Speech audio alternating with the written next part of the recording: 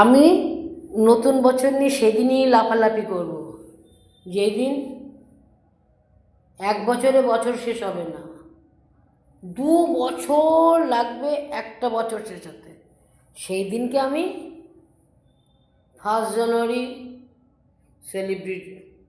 Celebrate করব।